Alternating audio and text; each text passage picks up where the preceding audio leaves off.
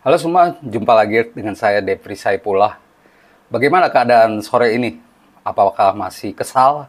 Tentu saja ya, semua masyarakat Indonesia masih kesal karena kemenangan di depan mata dirampok atau digagalkan oleh keputusan wasit yang keliru.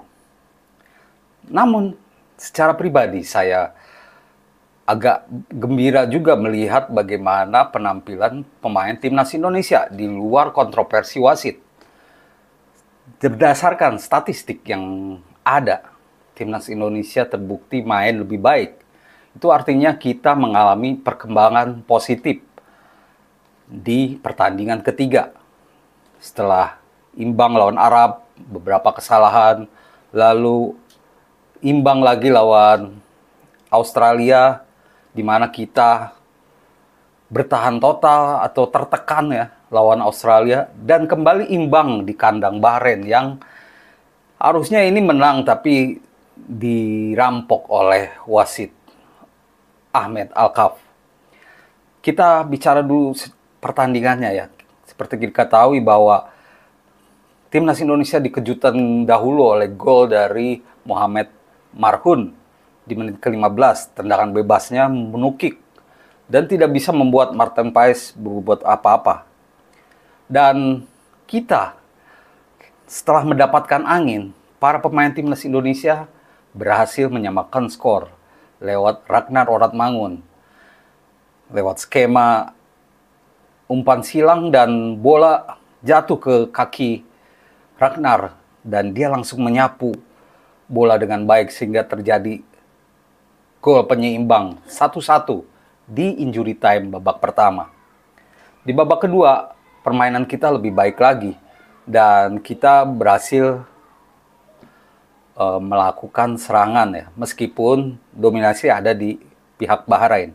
Dan akhirnya pada menit ke-74, usai mendapatkan umpan dari Tom Haye, Rafael Struijk berhasil mencetak gol indah sehingga membuat skor jadi 2-1. Di sampai titik ini kita menyangka bahwa ini adalah kemenangan pertama timnas Indonesia.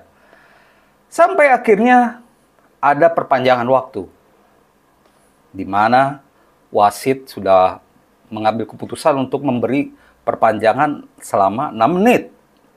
Nah, kita melihat, seluruh masyarakat melihat di layar kaca, waktu sudah melewati 96 menit. Dan bahkan 98 menit, hingga akhirnya terjadi petaka lewat tendangan sudut, Marhun kembali mencetak gol di 90+9 atau menit 99. Ini kontroversinya, ini membuat kita sakit hati. Saya jelaskan dulu apa itu perpanjangan waktu. Ini ada di IFAB ya. IFAB itu sebuah peraturan pertandingan sepak bola ya, yang secara internasional. Di IFAB Law 7 disebutkan bahwa perpanjangan waktu itu diberikan di akhir setiap babak oleh wasit keempat. Wasit keempat yang menghitungnya berapa lama perpanjangan waktu. Ini berdasarkan misalkan adanya pemain cedera atau pelanggaran atau terjadi selebrasi gol. Hal-hal itu mengurangi waktu playing time pertandingan normal sehingga ditambah ya. Nah, wasit dinyatakan bisa menambah atau mengurangi additional time atau perpanjangan waktu kalau di saat perpanjangan waktu itu terjadi lagi insiden misalkan pemain cedera atau bagaimana. Tapi waktu melawan Bahrain, perpanjangan waktu itu malah pemain Bahrain tidak ada insiden apa-apa, tidak berguling-guling ya. Sehingga harusnya saat waktu mencapai 96 menit harusnya berhenti. Ini dari pertandingan atau dari pengalaman saya menonton sepak bola ya. Kejadian ini bisa terjadi, tapi di pertandingan Bahrain melawan Indonesia harusnya itu sudah berhenti saat timnas Indonesia gagal memanfaatkan serangan. Saat itu menit sekitar 98 ya.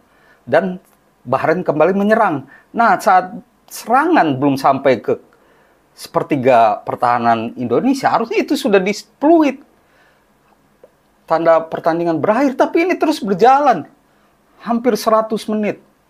Ini konyol dan ini sangat menyesakan dan kita harus melakukan protes. Walaupun ini tidak mengubah hasil. Meski ada sebuah preseden atau kejadian di kualifikasi Piala Dunia 2018 saat FIFA memutuskan duel Afsel melawan Ghana diulang. Saat itu wasit Lemty melakukan kesalahan, yaitu dia memberi penalti untuk Afrika Selatan sehingga Afsel menang 2-1 sehingga lolos ke Piala Dunia. Tapi setelah dilihat itu ternyata bukan handball dari pemain Ghana, tapi bola mengenai lutut pemain Ghana. Akhirnya pertandingan diulang dan si wasit ini dihukum seumur hidup. Tapi ini dalam kasus ini adalah pertandingan yang menentukan. Artinya ini pertandingan terakhir ya. Sedangkan Indonesia lawan Bahrain ini bukan pertandingan terakhir. Jadi masih ada pertandingan-pertandingan lain. Tapi meski begitu, saya berharap wasit ini diberi hukuman yang setimpal ya. Karena dia menurut saya melakukan kesalahan. Walaupun dalam beberapa berita yang saya baca dia tidak mengaku salah. Dia merasa benar gitu. Tentu saja buat kita yang menonton tidak benar itu ya. Dan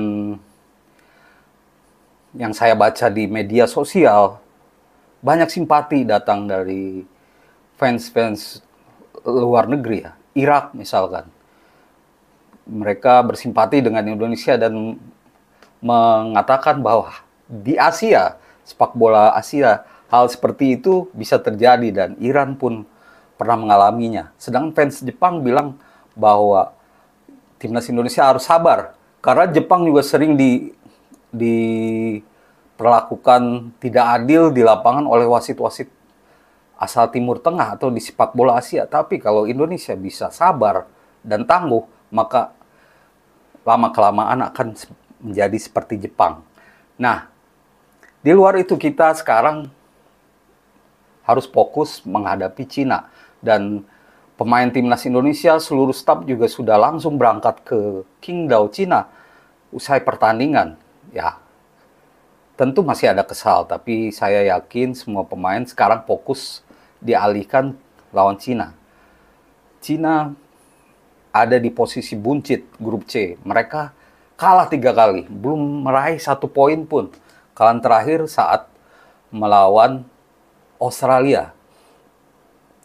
Walaupun dari komentar pelatihnya ya, Bruno Ivankovic, hasil imbang Bahrain lawan Indonesia katanya berkah.